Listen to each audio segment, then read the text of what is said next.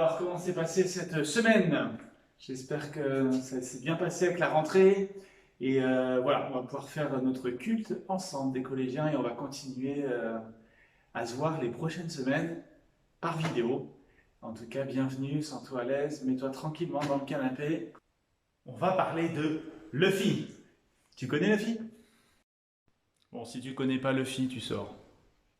Bon, bien sûr, tout le monde connaît Luffy et son chapeau de paille.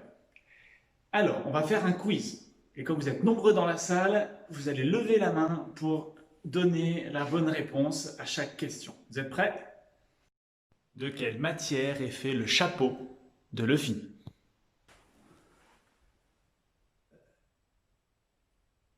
De paille. C'est exact. C'est un chapeau de paille, on le voit. Deuxième question. D'où vient le chapeau de Luffy?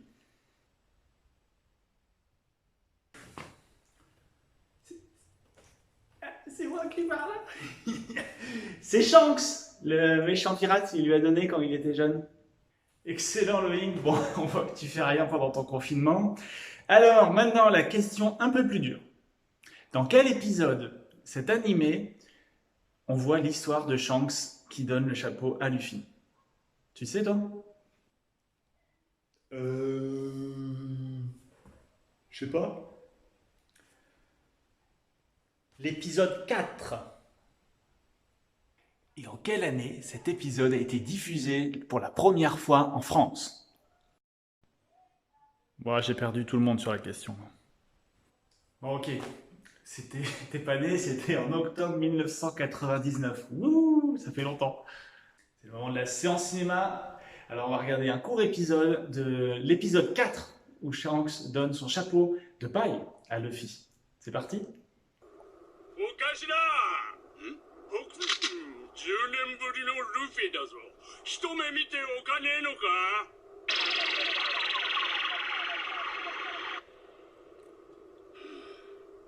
そうだな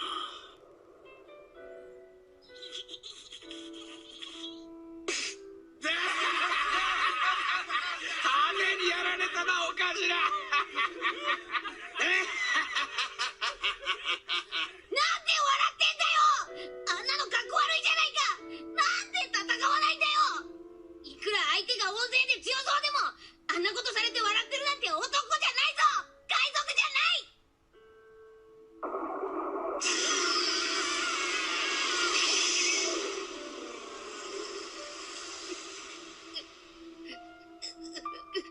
おい泣くなよ男だろだってヤングズ腕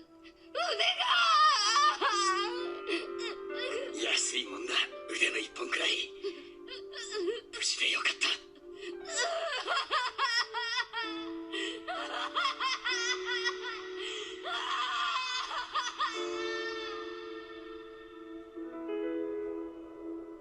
一目会いてえな一目会いたいがこの帽子をお前に預けるいつかきっと海人来い立派な海賊になってな約束だぞルフィ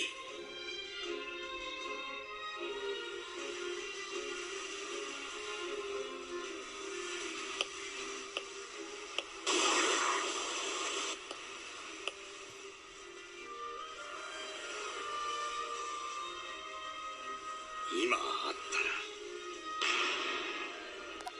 約束が違うもんな Et voilà, tu sais tout maintenant. Et alors, ça fait combien de temps qu'on attend la réalisation de cette promesse de Luffy? Tu sais toi? Ça fait 21 ans qu'on attend la réalisation de la promesse de Luffy. 305 heures d'animé de suite à regarder. Épisode 947, ce dimanche. Bon, t'as vu les commentaires, toujours hâte de connaître la suite, mais jamais satisfait pleinement de l'épisode. Ça devient relou comme sensation à force. Il est temps d'en voir enfin un super combat ou une révélation épique pour compenser. Non, c'est le commentaire de Snoops. Et alors ce matin, on va voir une autre personne qui attend une réalisation depuis très longtemps, on va le voir, c'est Abraham. Tu te souviens d'Abraham?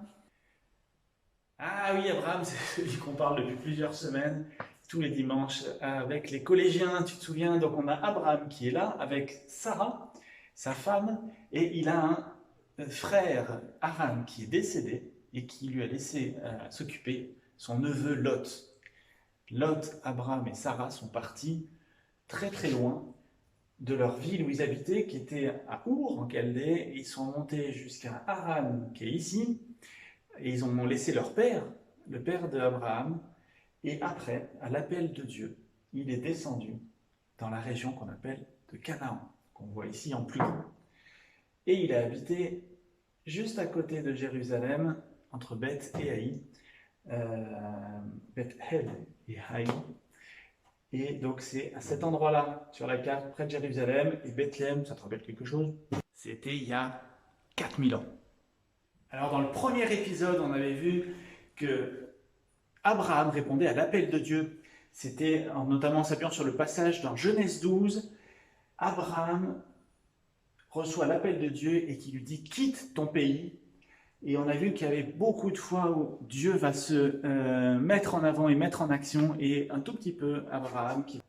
Et on a vu un petit peu comme, tu te souviens, de deux héros, Dieu c'est le Père qui appelle chacun à répondre à son appel. Il a un message pour nous, pour toi, pour moi. Il t'appelle. Est-ce qu'on lui répond?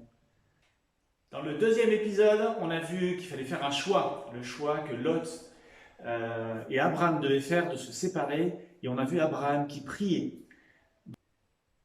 Abraham donc prie à Dieu pour lui remettre le choix qu'allait faire Lot. Est-ce qu'il allait aller au nord, aller au sud? Et dans ce choix, on a vu qu'il ne faut pas faire un choix pour un confort à court terme. Regarde l'image où le gars scie les barreaux pour de l'échelle qui permettent de sortir pour faire un petit feu pour un confort à court terme. Et ben, c'est un peu pareil avec Dieu. Ne faisons pas des choix à court terme dans ma vie pour les plaisirs du monde aujourd'hui. Faisons des choix pour le long terme, pour la vie éternelle, pour les promesses que Dieu nous donne. Ce choix qu'on fait aujourd'hui, ces petits choix qu'on fait aujourd'hui ont des conséquences pour les prochaines années, pour toute ta vie. Et après, on avait vu que quand il n'y a plus d'espoir, on a encore les promesses du Très-Puissant qui sont tenues à l'image de Gandalf qui avait promis quand dans 5 jours il revenait à l'aube pour sauver ses amis, et c'est ce qu'il a fait. Et donc, le parallèle, c'était de retomber sur Abraham au chapitre 17, où Dieu fait une alliance avec Abraham, l'alliance de lui donner une grande descendance. Bon, et si tu n'y crois pas, en fait, on a fait, juste avant les vacances, un épisode sur l'incrédulité. Et oui, une telle promesse, ça paraît tellement fou qu'on n'y croit pas, forcément. Et c'est ça, l'incrédulité. Et on a vu avec Abraham au chapitre 16, un passage où sa femme ne croit pas du tout à la promesse de Dieu.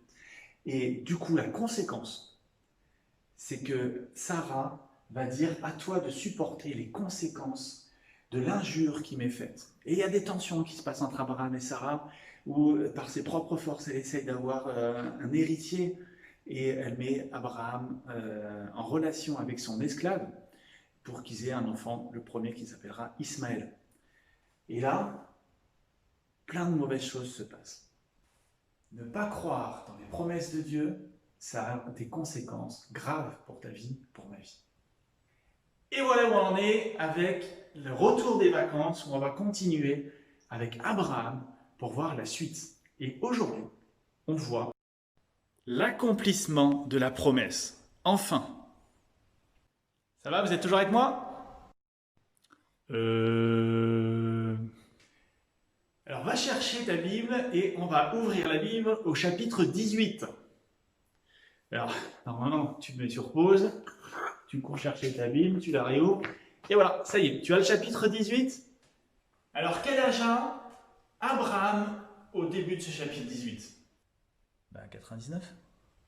Eh oui, ça fait 99 ans. Et il a 24 ans qu'il est dans la région de Canaan, que Dieu l'a appelé dans cette région.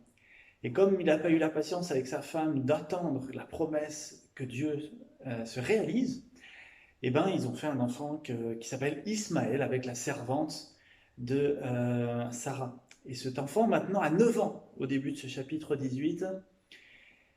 Et quelques mois plus tôt, on l'a vu au chapitre 17, Dieu lui avait encore renouvelé cette promesse d'avoir une grande descendance. Je vais établir mon alliance entre toi et moi et te donner un très grand nombre de descendants. 24 ans, le fit. Ça fait 21 ans qu'on attend l'accomplissement de la promesse dans One Piece. Donc dans 3 ans, si c'est comme la Bible, on a enfin Shanks qui reprend son chapeau de paille. Lisons donc ce chapitre 18. Le Seigneur apparut à Abraham près des chênes de Mamré. Abraham était assis à l'entrée de sa tente à l'heure la plus chaude de la journée. Soudain, il vit 3 hommes qui se tenaient non loin de lui. Quelques versets après, on peut lire « L'un des visiteurs déclara « Je reviendrai chez toi l'an prochain à la même époque, et ta femme Sarah aura un fils. » Sarah se trouvait à l'entrée de la tente derrière Abraham et elle écoutait. Elle se mit à rire en elle-même, car Abraham et elle étaient déjà vieux, et elle avait passé l'âge d'avoir des enfants. Elle se disait donc « Maintenant je suis usée, et mon mari est un vieillard. Le temps du plaisir est passé. » Le Seigneur demanda alors à Abraham « Pourquoi Sarah a-t-elle ri? Pourquoi se dit-elle « C'est impossible, je suis trop vieille pour avoir un enfant ?» Y a-t-il donc quelque chose que le Seigneur soit incapable de réaliser? Quand je reviendrai chez toi l'an prochain, à la même époque, Sarah aura un fils. Effrayée, Sarah nia. « Je n'ai pas ri, dit-elle. »« Si, tu as ri, répliqua le Seigneur. » Puis au chapitre 21, on voit la suite, 1 an après. Le Seigneur intervient en faveur de Sarah en faisant pour elle ce qu'il avait promis. Elle devint enceinte, alors qu'Abraham était déjà un vieillard, et elle mit au monde un fils à l'époque que Dieu avait annoncée. Abraham nomma Isaac ce fils que Sarah lui avait donné. Il le circoncit à l'âge de 8 jours, comme Dieu le lui avait ordonné. Abraham avait 100 ans à la naissance d'Isaac. Sarah déclara « Dieu m'a fait rire de joie. Tous ceux qui entendront parler d'Isaac riront avec moi. » Et elle ajouta « Qui aurait pu dire à Abraham qu'un jour Sarah allaiterait des enfants? Pourtant je lui ai donné un fils dans sa vieillesse. » Quel beau passage et enfin l'accomplissement de la promesse que Dieu a fait à Abraham d'avoir une grande descendance. Et c'est avec ce premier héritier. Donc qu'est-ce qu'on observe dans ce passage? Qui sont ces 3 visiteurs qui viennent rendre visite à Abraham alors que lui il se tient pépère sous sa tente à un moment où il fait très chaud? Je sais. C'est Dieu qui apparaît à Abraham en personne et 2 anges. C'est ça? Exactement, Loïc, t'es trop fort. Ouh. Et alors, la deuxième question pour bien comprendre ce passage, finalement, pourquoi Sarah elle se met à rire en elle-même? C'est parce qu'Abraham lui a fait une blague? C'est parce qu'elle ne croyait pas qu'à son âge, quasiment 100 ans, elle pouvait avoir un fils, c'est pas possible.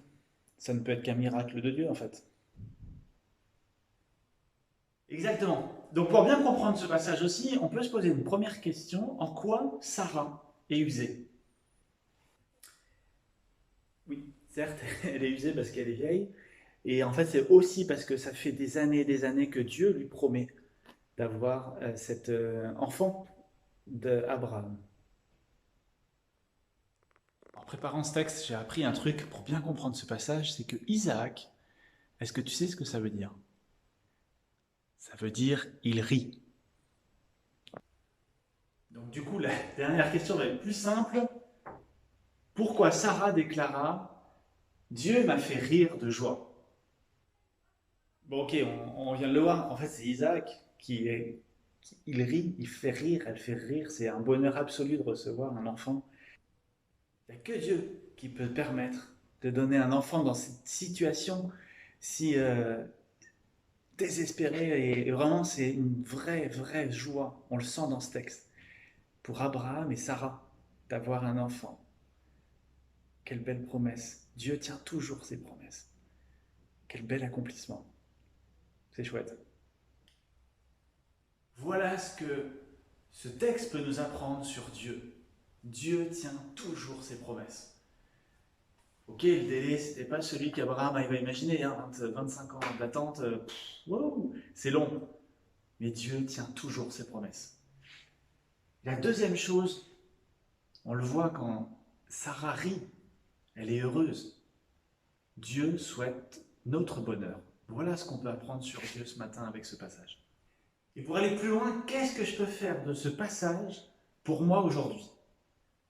À qui puis-je faire confiance? Est-ce que je peux faire confiance aux publicités?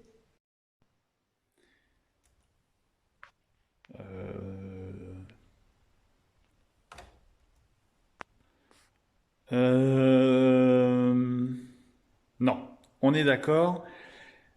Parfois dans les publicités, c'est quand même pas hyper très honnête. On est d'accord? Moi, j'ai pas forcément confiance dans les publicités. Et toi? Bon, bah alors, est-ce qu'on peut faire confiance aux médias? Toi, tu dirais quoi? L'épidémie de coronavirus est une attaque d'extraterrestres. Ça sent la fake news. Tiens, ça me rappelle quelque chose, les fake news. Alors, encore plus gros, je ne sais pas si tu connais ce monsieur, c'est un monsieur qui a malheureusement tué toute sa famille et qui a disparu. Et on a des journaux qui un jour publient « Il est arrêté ». Dupont de Ligonnès est arrêté. Vous avez vu tous les articles qui en parlent. En fait, ils l'ont jamais trouvé. Et ils l'ont jamais arrêté. Bah ouais, ça sent une confiance absolue dans nos médias, non? Et alors, dans notre monde qui est blindé d'images sur Internet, à la télé, sur les réseaux sociaux, etc., est-ce que je peux faire confiance aux images? Bah oui, et si je le vois, c'est que c'est vrai, non? Tu vas pas me dire que les images, c'est faux quand même. Alors, je vous propose juste de voir un extrait d'un film qui peut nous montrer ce qui se passe avec les images.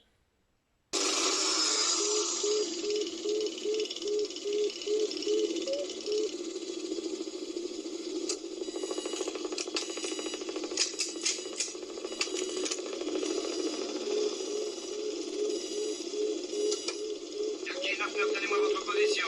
020, niveau de vol 1-5. On est au-dessus du point Echo Bravo 1. Allez jeter un coup d'œil. D'accord, on y va.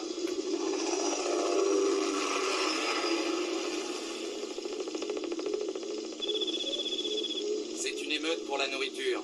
Approximativement 1500 civils. Aucune arme en vue. Déclenchez le plan Alpha. Éliminez tout ce qui bouge. Je vous ai dit qu'aucun d'eux n'est armé. Il y a des tas de femmes et d'enfants en bas. Ils veulent seulement un peu de nourriture. Exactement comme vous. Déclenchez le plan Alpha. Abattez tous les émeutiers. Allez vous faire foutre. Je n'abattrai pas des gens qui ne peuvent pas se défendre. Annulez la mission. On retourne à la base. Lieutenant Sanders, vous me recevez? Affirmatif. Prenez le commandement. Arrêtez Richard et suivez les ordres. Richard, qu'est-ce que vous faites? Chopez-le, nom de Dieu! Chopez-le! Merde, on décroche! Ça y est, j'ai pris le contrôle! Ils ont dit d'arrêter, ils nous ont pas demandé de le faire tomber!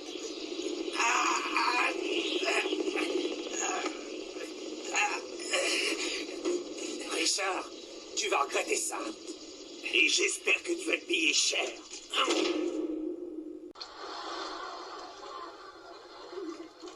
Asseyez-vous, mon cœur. J'ai un invité exceptionnel pour vous ce soir. Phil, j'aimerais, si tu veux bien, que maintenant tu nous présentes le concurrent que nous recevons. Alors faites attention et regardez bien l'écran. Je n'ai pas besoin de vous présenter notre concurrent vedette, c'est Ben Richard, l'assassin sanguinaire d'une soixantaine d'hommes, de femmes et d'enfants au cours du massacre de Bakersfield.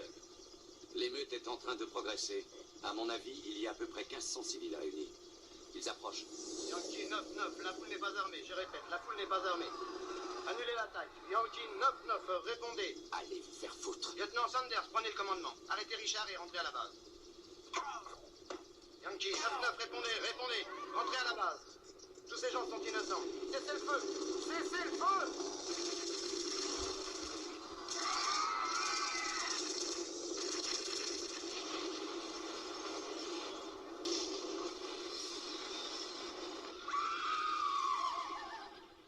Nous savons tous ce qui s'est passé ensuite.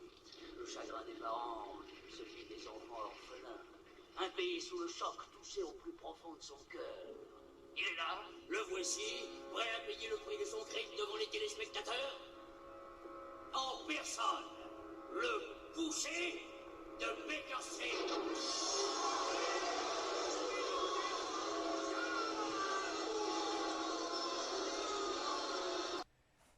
Bon, bah, les images, c'est raté aussi, parce que vous avez vu dans ce film, on peut leur faire dire à peu près n'importe quoi.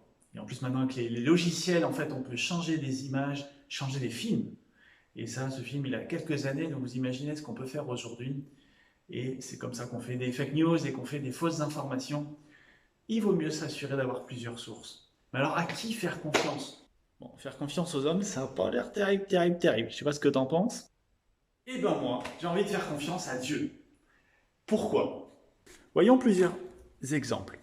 Le premier avec Josué, je ne sais pas si tu te souviens, c'est le peuple qui est sorti avec Moïse d'Égypte et qui est resté 40 ans dans le désert et avant d'arriver dans la terre promise avec une terre riche et qui donnait plein d'espoir à ce peuple d'Israël. Josué, à la fin de sa vie, a dit « Pour ma part, je vais bientôt quitter ce monde. Maintenant, reconnaissez-le de tout votre cœur, de tout votre être. Pas une seule des promesses que le Seigneur votre Dieu vous a faites n'est restée sans effet. Elles se sont toutes entièrement réalisées. » Et on peut le voir aussi dans la Bible, dans le livre de Deutéronome. Dieu n'affirme jamais rien sans tenir parole. Ce qu'il promet, il le réalise. Alors oui, comme Abraham, comme Sarah, faisons confiance à Dieu. Et même si on a des doutes, on a des moments où on n'a pas envie d'attendre que cette promesse se réalise et on veut faire par nos propres forces, avec des conséquences souvent mauvaises, faisons confiance à Dieu, faisons confiance parce qu'il tient toujours ses promesses. Et on a vu, ses promesses pour nous sont nombreuses. La vie éternelle, une vie de bonheur et de plaisir avec Dieu, en Dieu. Réjouis-toi toujours en Dieu, nous dit la parole. Et en ça, j'ai envie de faire confiance à Dieu, qu'il puisse régner dans ma vie et le remettre, comme on l'a vu Abraham avec le choix qu'il avait fait avec Lot, de remettre ma vie, de remettre ta vie dans les mains de Dieu. C'est lui qui nous a créés, il sait combien tu as de cheveux sur la tête, il sait combien il y a d'étoiles dans la terre, dans le monde, dans l'univers. Voilà, faisons-lui confiance. Et avec lui, pas de fake news. Il tient toujours ses promesses. Alors, tu es prêt à faire confiance à Dieu ?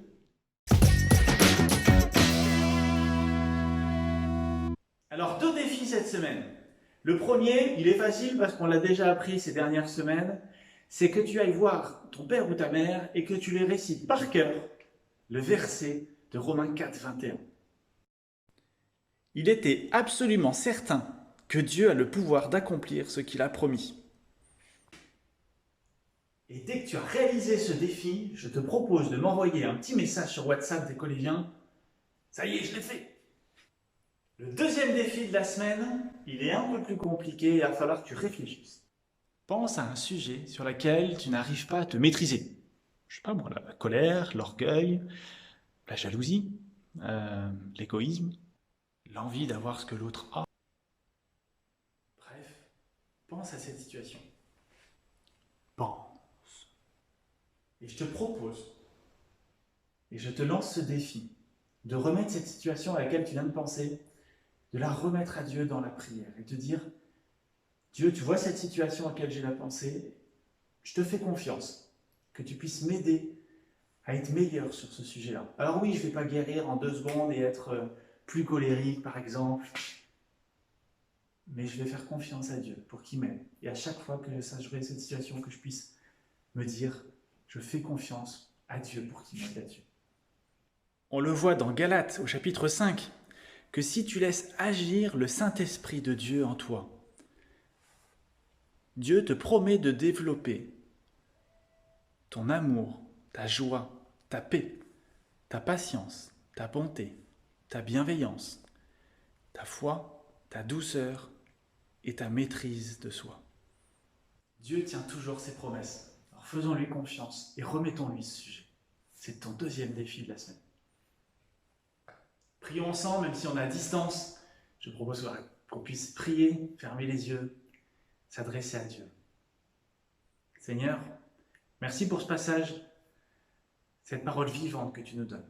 Merci avec Abraham, Sarah, on peut voir que finalement on est humain et que on n'accepte pas forcément le délai de tes promesses, on n'accepte pas forcément les situations dans lesquelles on vit. Mais ce matin, je veux te faire confiance, je veux répondre à ton appel. Et je veux croire en cette alliance et cette promesse que tu me fais. Seigneur, que tu puisses m'aider à voir que cette promesse, tu les réalises toujours. Merci vraiment pour cette grâce. Parce que tu réalises et tu tiens toutes tes promesses. Pas aucune ne fait d'effet. Tu laisses à chacun l'opportunité de pouvoir saisir cette promesse, de croire en toi. Et vraiment, Seigneur, qu'on puisse cette semaine expérimenter la joie, le plaisir et le bonheur, comme Sarah, comme Abraham, de rire, de voir que ces promesses, tu les tiens, de voir que tu veux notre bonheur et que tu souhaites une vie éternelle pour chacun auprès de toi. Seigneur, je te remets chacun de nous qu'on puisse vraiment le vivre réellement cette semaine encore, et que tu puisses nous bénir malgré ces situations difficiles, malgré ce confinement, ces masques. Que tu puisses vraiment nous faire du bien, Seigneur, encore cette semaine, et que ta parole puisse nous faire rire de bonheur en voyant que tu accomplis toutes tes promesses. Amen. Et voilà, bonne semaine à toi, profite bien de la semaine quand même, et on se retrouve dimanche prochain pour la suite de notre série sur Abraham. Bye bye!